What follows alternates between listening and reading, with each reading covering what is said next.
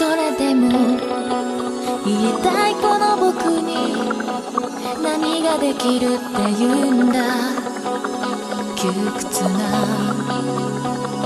へっちに立たされた時不難な僕の腕をつかみ自分自身のありかが初めて見えたんだもっと広いフィールドへもっと深い大きなどこかへ予測もつかない世界へ向かってゆくだけ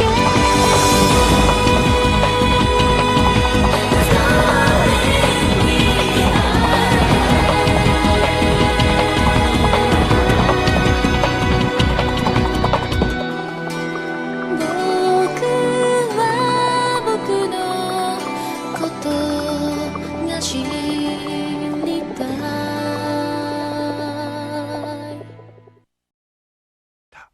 Hello and welcome to Mecha Anime Reviews. Continuing from Wing, we have After War Gundam.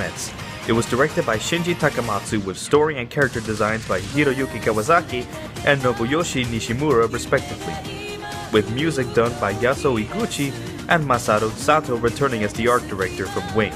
The show was plagued with various problems in its initial run, with fans taking many issues with the show's departure from traditional Gundam elements, getting moved around the time slot repeatedly, and the number of episodes being cut from 49 to 39. Still, it did manage to get a bit of a cult following since then. Anyway, what's the story? The Seventh Space War arose from a disagreement regarding the nature of a strange phenomenon known as new types. This led to the production of various mobile suits, one type even called a Gundam. The war ended with every space colony dropping towards the Earth and killing off 99% of the planet's human population. The year is After War 015. It has been 15 years since the colony dropped, with both mankind and the planet slowly recovering from the event. The story follows one Garrett Ram, a young teenager who makes a living out of selling mobile suits. He gets involved with a girl named Tifa Adil, a female new type who can apparently see the future, and finds a Gundam while running away from people trying to kidnap Tifa.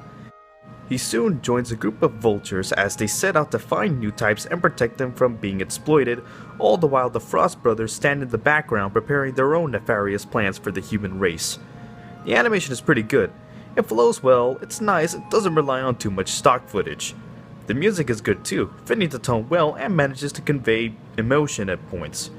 The voice acting I can't comment on because once again it's in Japanese, which is a shame because this really deserves an English dub. In a lot of ways, the show is like the anti-Gundam Wing. The plot moves at a solid pace for most of the series. Sure, it gets rushed at a few points, especially in the last 9 episodes, but overall the series manages to remain steady for most of its run. The characters are pretty likable and interesting. They may seem a bit stereotypical, but as the series goes on, they do get fleshed out and go through some genuine character development. The action is exciting and interesting, thanks to the series avoiding making the Gundams invincible and having the characters use clever tactics in the battles. I heard people complain over how different the series was from the standard Gundam show, which I have to scratch my head over. If anything, the series is probably closer to the style and tone of the original Gundam and Crossbone than any other alternate universe show, and its themes make it a proper spiritual successor to Tomino's work on the franchise. The show deals with the concept of new types in a manner similar to Tomino, making it one of the primary conflicts in the series. Most of the bad guys seen in the show have different ideas on what new types are supposed to be, with each trying to exploit them for their own purposes, with some using them as an excuse to wage war over their superiority or inferiority. The other major theme of the show is how clinging onto the past and old ideas is incredibly bad and how it hampers our ability to move forward. The bad guys are people too enveloped in their own ideas or pasts to change and try to stir up conflicts. While the past should be remembered, we have to let go of it if we want to create a new and better future. This especially becomes evident in the conversation in the last episode of the series. There are a few problems, but they're relatively minor. The pacing, like I said before, can get a little rushed at points. Some parts can get a little silly, like the new type dolphins. Sure, why not? Okay, you can talk to dolphins now, arguably one of the most intelligent creatures on the entire planet. So what exactly are you gonna say to them?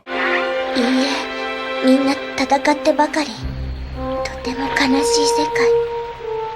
でもいつか平和な時がやってくるわ。 What the fuck am I watching? The biggest problem I have with the series are the villains. If the Wing Boys are the most useless band of protagonists, then the Frost Brothers are the most useless antagonists in Gundam. They're so smug and arrogant you just want to punch them in the face. They aren't even interesting characters in their own right, having the most pathetic motivations for their villainy, and their plans always backfire, at some points even benefiting the heroes.